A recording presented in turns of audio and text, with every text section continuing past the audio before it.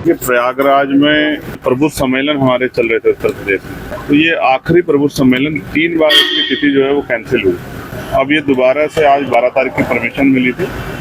हमने सहारनपुर से प्रबुद्ध सम्मेलन शुरू किए थे। ये अंतिम जो है न्याय की धरती, जहाँ से पूरे प्रदेश को न्याय की उम्मीद रहती, इलाहाबाद में आज खत्म हो गई। और उम्मीद है इस प्रबुद्ध सम्मेलन के जरिए जिस कार्य के लिए हमने शुरू किए थे कि उत्तर प्रदेश के पढ़े लिखे अधिकारी, कर्मचारी, रिटायर्ड जो हैं, जो बौद्धिक समाज है हमारा, वो इस आंदोलन के साथ जुड़ जाए, और इसमें हम काफ़ी हद तक सफल हुए। आज उत्तर प्रदेश में बहुत सारी चिंताएं हैं, और देश में भी जिस तरह का माहौल है वो किसी छिपा हुआ नहीं।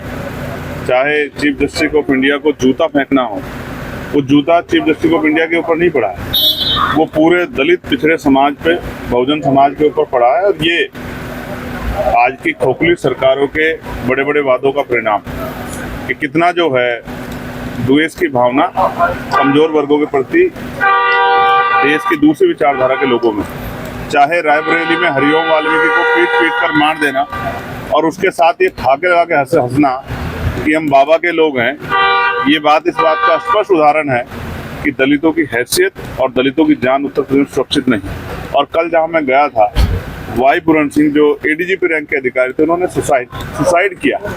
क्यों सुसाइड किया? क्योंकि उनको झूठे मुकदमे में फंसा के उनको अपमानित करने का प्रयास किया जा रहा। तो हमारा कोई व्यक्ति सुरक्षित तो है नहीं उत्तर प्रदेश और देश में।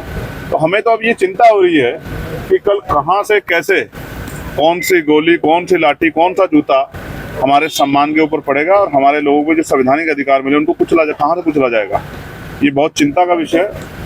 पूरे समाज में डर भय का माहौल है। हम लोग कोशिश कर रहे हैं कि ये माहौल सामान्य हो, और आक्रोश भी। हम लोग दबने वाले नहीं, डरने वाले नहीं। हालांकि वो अलग बात है कि हमारे बड़े नेताओं ने ना जाने क्यों अपने आप को कमजोर कर लिया है, सरेंडर कर दिया, लेकिन आज़ाद समाज पार्टी भीम आर्मी सरेंडर नहीं करेगी। वो मजबूती से दलित, पिछड़े, मुसलमान, आदिवासी, अन्य हक वंचित समाज की लड़ाई को मजबूती से लड़ेगी उत्तर प्रदेश में भी और देश में। अभी अखिलेश जी ने कहा है कि जाति के आधार पर जो है वोट मांगे जा रहा है देश के।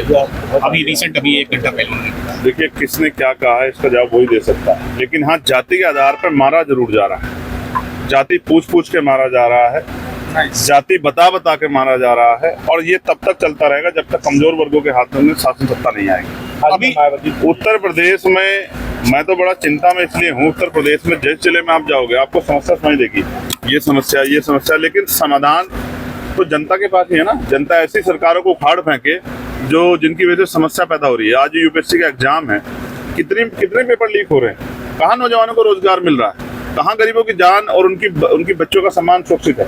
कुछ भी तो सुरक्षित नहीं है। यही कौशाम्बी में क्या हुआ था, आपके सामने तो है सब कुछ। इस अन्याय के खिलाफ हम लोग लड़ेंगे और चैन से नहीं बैठेंगे।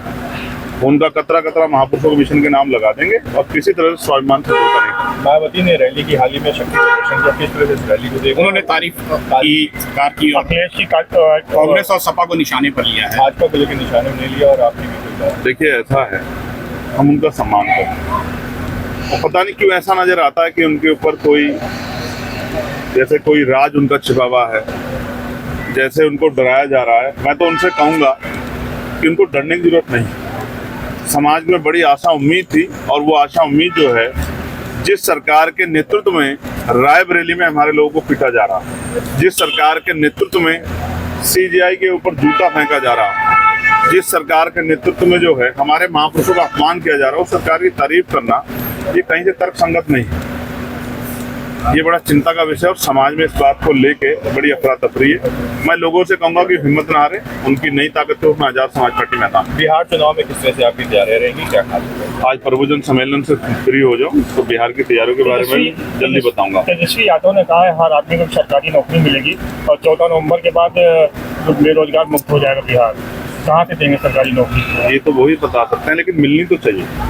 सरकारी नौकरी ना मिले तो प्राइवेट रोजगार मिले, प्राइवेट रोजगार नहीं मिल रहा तो लोन मिले उद्योग धंधे लगाने के लिए। बेरोजगार की हालत बड़ी खराब है। हम उत्तर प्रदेश की ज्यादा चिंता कर रहे हैं। बिहार में तो अभी चुनाव है, बिहार की जनता खुद सोच समझ के फैसले लेने, लेकिन उत्तर प्रदेश का हाल उससे बुरा है। इस उत्तर प्रदेश को बचाना है, इसलिए हम लोग दिन रात मेहनत कर रहे हैं। एक महिला द्वारा आरोप लगाया जा रहा है लगातार, हाल ही कल परसों भी उन्होंने एक आरोप लगाया, और किस तरह से इन आरोपों को देख रहे हैं? राजनीति करेंगे तो हर तरह के आरोप के लिए तैयार रहना।